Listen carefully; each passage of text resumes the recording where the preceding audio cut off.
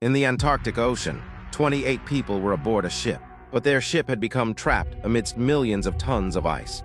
They had spent 7 months standing still in the same spot. During that time, one night, a loud sound came from beneath the ship, and simultaneously, the ship tilted to one side. It felt as if someone had tried to push the ship forcefully from below. What happened after that was beyond even their wildest dreams. Viewers, the Antarctic Ocean is a place where waves are as high as buildings. Winds blow at 100 kilometers per hour, and the water temperature is so low that human blood begins to freeze. Traveling in this ocean is like embracing death itself. Even if one survives the cold and the waves, icebergs as large as mountains have the capability to easily crush a ship.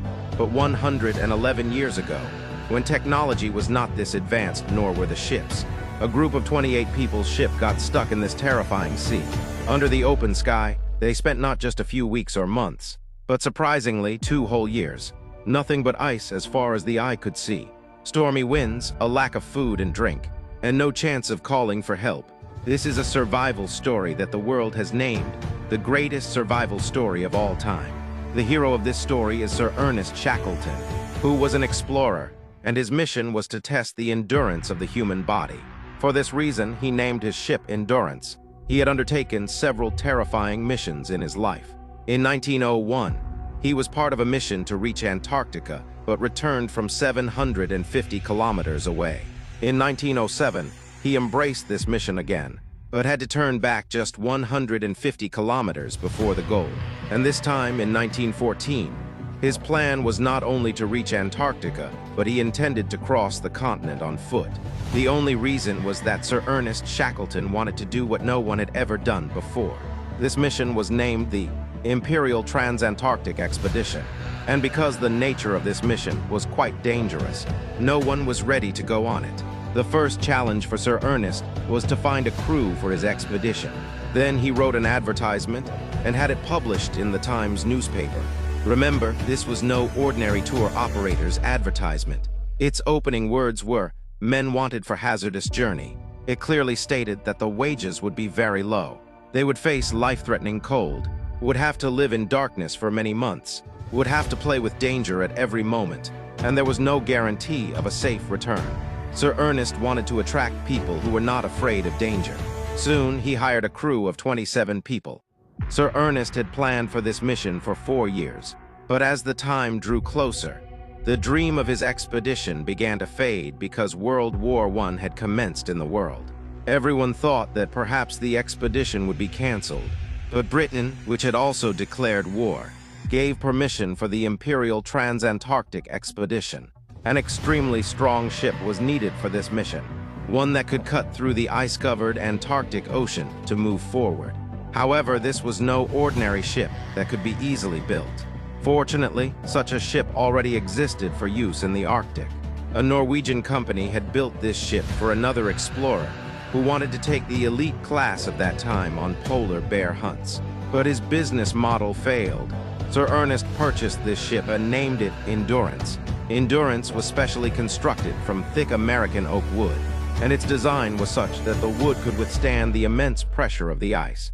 It was a type of hybrid ship that had both sails and an engine. Finally, the day arrived that Sir Ernest had been waiting for over the last several years. On August 8, 1914, Endurance began its journey from the city of Plymouth, England. For the next 4 months, they continued to travel within the Atlantic Ocean.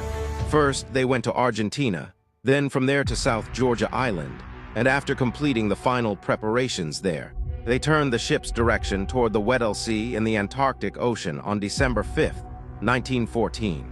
Aboard the Endurance, along with 28 people, were 50 dogs of large breeds, which were to be used for tasks like pulling equipment and supplies across the Antarctic ice. This journey continued for 46 days, and they were just 1 day away from reaching the coast of Antarctica when, on January 18, 1915, the first trouble blocked their path. What happened was that the layers of ice over the Weddell Sea grew thicker and thicker, and at one point, these layers became 18 feet thick. Now, Endurance did not have enough power to cut through them and move forward. In some places, this ice was so weak that it was not even possible to begin the journey on foot from there. Endurance became trapped in the ice about 130 kilometers before its destination, Vosel Bay. Initially, it seemed that this problem was temporary, but in reality, it proved to be the biggest obstacle in the path of the Imperial Trans-Antarctic expedition.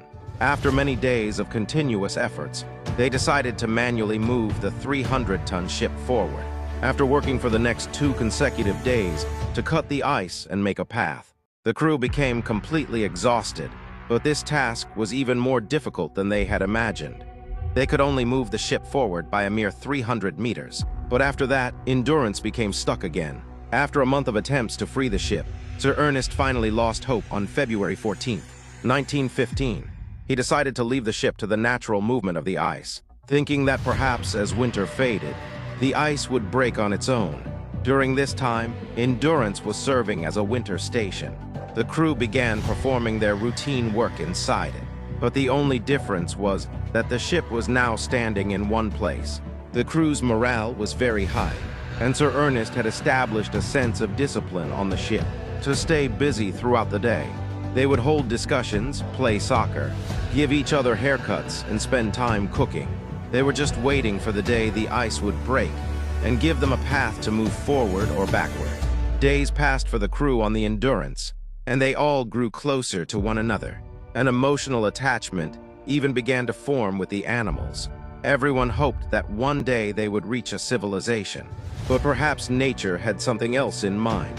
In April 1915, the ice did begin to break, but due to increasing pressure, layers of ice started climbing on top of each other, which was an extremely unexpected event.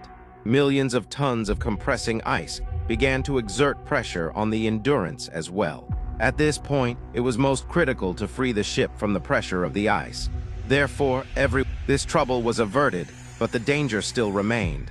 On the night of July 14, 1915, a loud sound suddenly came from beneath the ship, and Endurance tilted to one side. No one knew what had actually happened.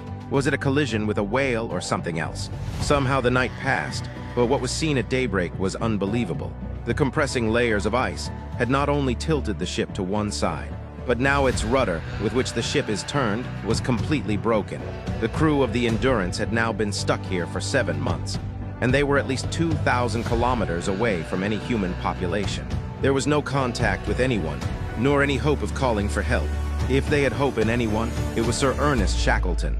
On October 18, 1915, the dreams of the Imperial Trans-Antarctic expedition had been shattered. For 9 months, the mission's crew had been stuck in one place. Then one night, a sudden wave of pressure came which tilted the Endurance 30 degrees to one side in the blink of an eye. Now, the danger of the ship leaking loomed over their heads. Due to cracks in some places, water even began to fill inside. The entire crew worked together all night so that somehow the ship would not fill with water, but perhaps the shelter of a roof over their heads was only meant to last this long. On October 27, 1915, Ernest Shackleton ordered the evacuation of the ship, because this was now the only way to save lives. Essential equipment was taken out, animals, food and drink, lifeboats and bedding, and the entire crew was forced to move onto the ice sheet under the open sky. The ship that had been their support for several months was now crushed and destroyed under the pressure of the ice right before their eyes, and it gradually began to sink into the water. Now a single question was arising in everyone's mind. How long could they wait on a floating iceberg? Sir Ernest Shackleton decided that staying there was not without danger.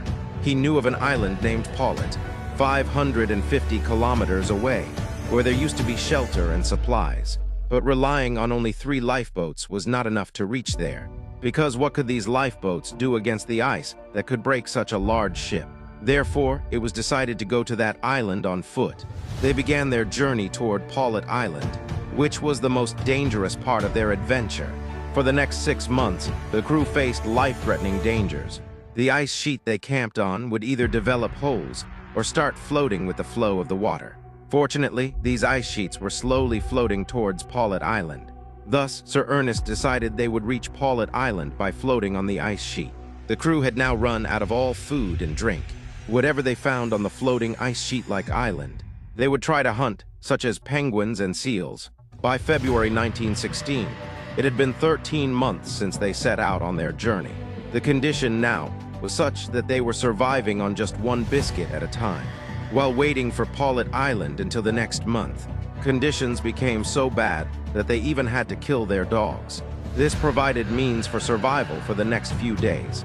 They hoped to find some supplies upon reaching Paulet Island, but the floating island they were on changed its direction and began heading toward Elephant Island instead of Paulet Island. For the next several days, there was a stormy scene in the sea. The temperature dropped to -20 degrees, and many crew members began to suffer from frostbite. Their mouths and tongues were so swollen that it was difficult even to swallow anything. Suddenly, April 1916 arrived. With the help of the broken ice sheet, they somehow managed to reach Elephant Island. For the first time in the last 16 months, they were touching land.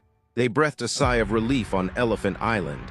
But this island was completely barren, and staying here for a long time was not possible, especially after the food supplies ran out. There was only one hope, and that was South Georgia Island, 1,300 kilometers away. Sir Ernest Shackleton. They decided to undertake this suicidal mission to South Georgia Island in a lifeboat.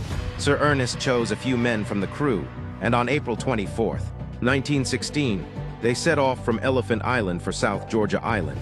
This route is considered one of the most dangerous sea routes in the world. They faced waves as high as 90 feet. The icy cold was so intense that every part of the body began to freeze. Along with all these difficulties, they had to navigate this journey without GPS or a compass, relying only on the stars and the sun. Despite putting in all their effort, they could not cover more than 80 kilometers of distance each day. After 16 days, on May 10, 1916, Sir Ernest Shackleton and 5 crew members finally succeeded in reaching South Georgia Island. But there was a problem here. They had reached the wrong side of South Georgia Island. Before them stood 4,000-foot-high mountains. After 36 hours of continuous climbing, they finally reached the other side, where a whaling station was located. Shackleton's condition was so poor that people at the whaling station could not even recognize him. No one could believe that Sir Ernest, who had set out nearly a year and a half ago, had reached here in this state. After staying in South Georgia for 3 days, Sir Ernest set out again for Elephant Island, where he had left 22 people in dire conditions. He made several failed attempts to reach Elephant Island. Finally, on August 30th, 1916, he saw smoke rising from Elephant Island from a distance, which had been lit as a signal. Sir Ernest did not know how many of his people had survived, but upon getting closer, he surprisingly found the entire crew on Elephant Island alive and safe. They had first left England on August 8th, 1914.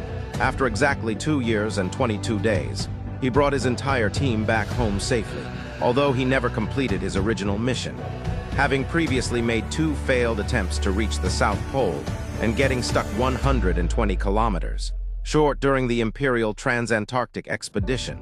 His survival story earned him a place that he might not have achieved even by completing the mission. 107 years after this incident, in the year 2022, the Endurance was finally found in the Antarctic Ocean. The Endurance still exists 3,000 meters deep on the ocean floor, preserved in perfect condition. Even the name written on it can be clearly read.